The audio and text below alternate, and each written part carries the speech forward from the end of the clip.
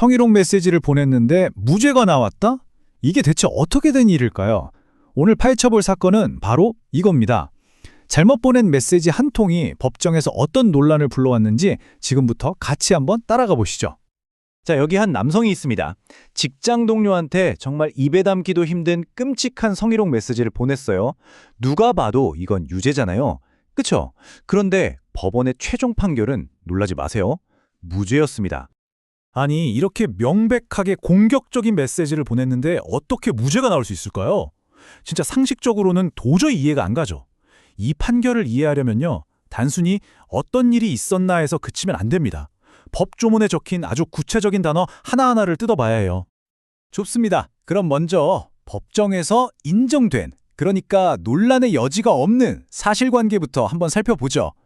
사건이 일어난 건 2014년 1월 20일이고요.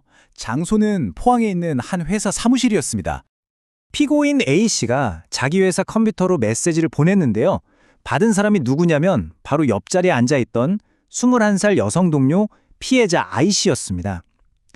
업무용 메신저로 보낸 거죠. 그리고 그 메시지 내용이 뭐였는지에 대해서는 아무도 이견이 없었어요. 자, 이 메시지 정말 끔찍하죠? 근데 진짜 중요한 건 뭐냐면 피고인이 내가 보낸 거 맞다고 인정을 했다는 거예요. 그러니까 이 재판은 메시지를 보냈냐 안 보냈냐를 다투는 게 아니었어요. 핵심은 바로 왜 보냈냐, 그 의도가 뭐였냐는 거였죠. 그래서 피고인이 내놓은 변명이 뭐였을까요?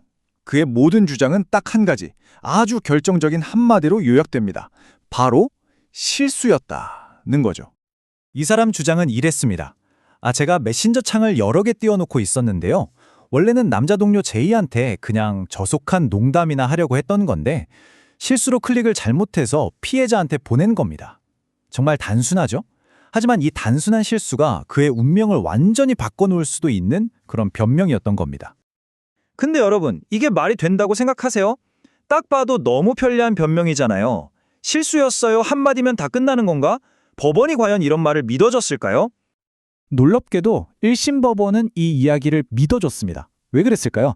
법원이 제시한 이유는 크게 4가지였어요. 첫째, 이 남자는 관리부장이 와서 확인할 때까지 자기가 메시지를 잘못 보낸 줄도 모르고 있었다는 점. 둘째, 그 관리부장도 피해자한테 우리가 확인해보니 이 사람이 실수로 보낸 게 맞다고 얘기를 해줬다는 거예요. 셋째, 이 사람이 전에도 다른 사람한테 메시지를 잘못 보낸 적이 있다는 증거까지 냈어요. 마지막으로 피해자가 정식으로 고소하기 전에 먼저 전화를 걸어서 실수였다고 사과까지 했다는 겁니다. 자, 이런 정황들을 종합해보니까 법원은 이 사람 말이 진짜일 수도 있겠다 하고 판단한 거죠. 하지만 이게 끝이 아니었습니다. 1심에서 무죄가 나오자 검사가 당연히 가만히 있지 않았겠죠? 바로 항소했습니다. 검사는 크게 2가지를 문제 삼았어요. 첫 번째 주장은 사실 오인이었습니다. 아니, 법원이 피고인 말만 믿고 사실관계를 잘못 판단했다. 피해자 진술이 이렇게 일관되는데 이건 명백히 고의다. 이런 주장이었죠. 그리고 두 번째 주장은 법료 오해였어요. 이건 뭐냐면 100번 양보해서 그게 실수라고 쳐도 그래도 이건 범죄다. 왜냐하면 법에는 피해자한테 보낼 의도가 있어야 한다는 말이 없기 때문이다. 이런 거였죠. 항소심 법원은 먼저 첫 번째 주장, 즉 사실 오인 주장을 살펴봤는데요.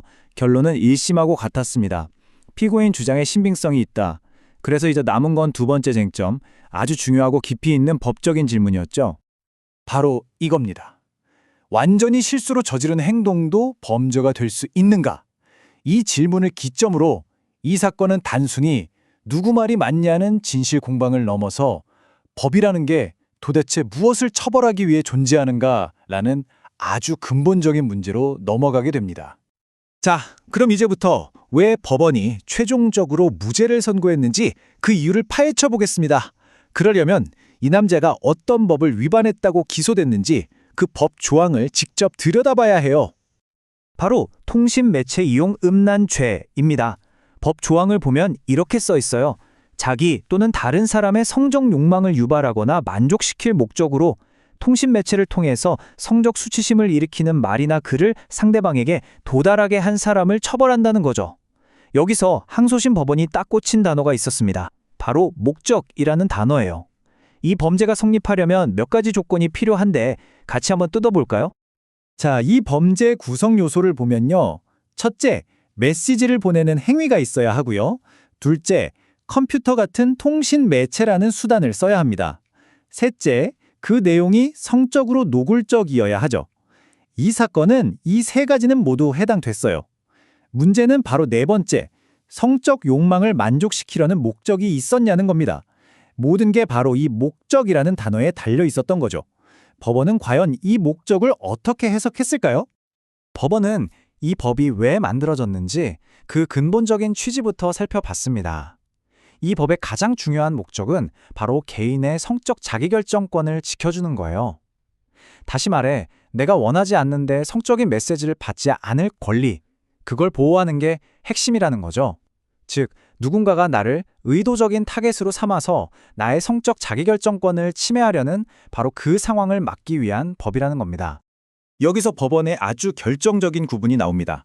만약에 발신자의 성적 욕망이 메시지를 받은 사람, 즉 피해자를 직접적으로 향했다면 그건 피해자의 성적 자기결정권을 침해하려는 목적이 있는 거죠.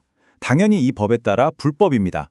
하지만 이 사건처럼 발신자의 성적 욕망이 원래 다른 사람, 즉 남자 동료를 향해 있었고 피해자에게 메시지가 간 건 그냥 사고였다면 이때는 피해자를 향한 목적이 있었다고 볼 수 없다는 겁니다. 그래서 법원은 피고인의 성적 욕망이 피해자를 향한 게 아니었기 때문에 범죄 성립의 핵심 요소인 목적이 빠졌다고 본 거예요. 그리고 법원은 한 가지 중요한 점을 더 덧붙였습니다. 바로 죄형 법정주의 원칙이에요. 이게 뭐냐면 법에 명확하게 이런 행동은 범죄다라고 쓰여 있는 것만 처벌할 수 있다는 아주 중요한 원칙입니다. 만약 이 사건에서 피고인에게 유죄를 선고한다면 그건 실수로 한 행동까지 처벌하도록 법을 멋대로 넓게 해석하는 셈이 되거든요. 그건 안 된다는 거죠. 결론적으로 피고인은 풀려났습니다. 그 행동이 잘못되지 않아서가 아니에요. 피해자가 상처받지 않아서도 아니죠. 단지 그 행동이 통신매체 이용음란죄라는 법이 정해놓은 아주 좁고 정확한 틀 안에 딱 들어맞지 않았기 때문입니다. 판결은 법의 글자를 엄격하게 따랐습니다. 하지만 과연 이게 우리가 생각하는 정의일까요? 이 사건은 법과 정의가 항상 일치하지는 않을 수도 있다는 꽤나 씁쓸하고도 중요한 질문을 우리에게 던져주고 있습니다.